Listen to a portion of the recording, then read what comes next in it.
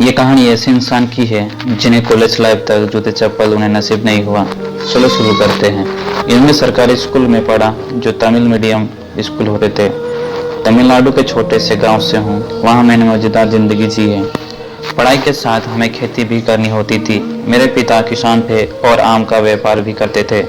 जब भी स्कूल की छुट्टियां होती थी हम खेत पर ही पिताजी की मदद के लिए पहुंच जाते थे। आम के बाग में मैंने खूब काम किया। मेरे पिताजी मुझे देख खुश हो जाते थे। उनके लिए वहाँ मैं एक मजदूर की तरह ही था। मेरा काम उन्हें बहुत पसंद आया।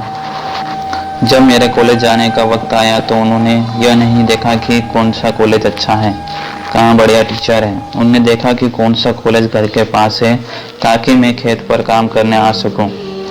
हमारा परिवार जी तोड़ मेहनत करने वाला था क्योंकि घर के हालात ऐसे नहीं थे कि थोड़ा भी आराम कर पाते। हमें रोज की कमाई का ध्यान रखना होता था। हालात इतने बुरे भी कभी नहीं हुए कि हमें 3 वक्त का खाना नहीं मिले। मुझे भी कभी पढ़ाई के बाद खेत पर जाने में कोई तकलीफ महसूस नहीं हुई। यकीन मानिए मैंने पहली बार चप्पल तब पहनी थी जब मद्रास इंस्टीट्यूट ऑफ टेक्नोलॉजी में प्रवेश लिया था। तब तक मैं जहाँ भी गया, चाहे गांव का स्कूल हो या रिश्तेदार के यहाँ, नंगे पैर ही गया। कॉलेज तक मैंने पैंट भी नहीं पहनी थी, धोती में ही जीवन गुजर रहा था। मैं इंजीनियरिंग करना चाहता था लेकिन पिताजी बोले कि इतने रुपए उनके पास नहीं है, इसलिए बीएससी कर लो।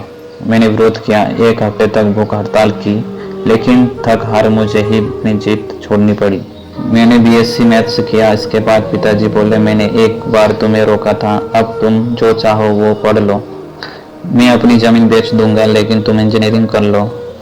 बीटेक के बाद मुझे नौकरी मिलने में दिक्कत आई क्योंकि उस दौर में एरोनॉटिकल इंजीनियरिंग में कम जॉब होते थे।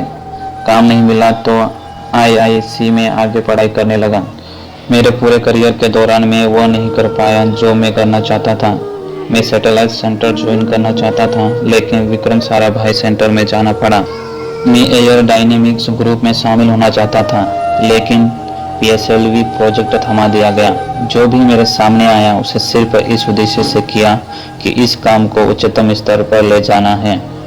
कभी उसके बारे में सोचने में वक्त नहीं गवाया। जो मुझे नहीं मिला, मुझे जो दिया गया हमेशा ध्यान उस पर रहा।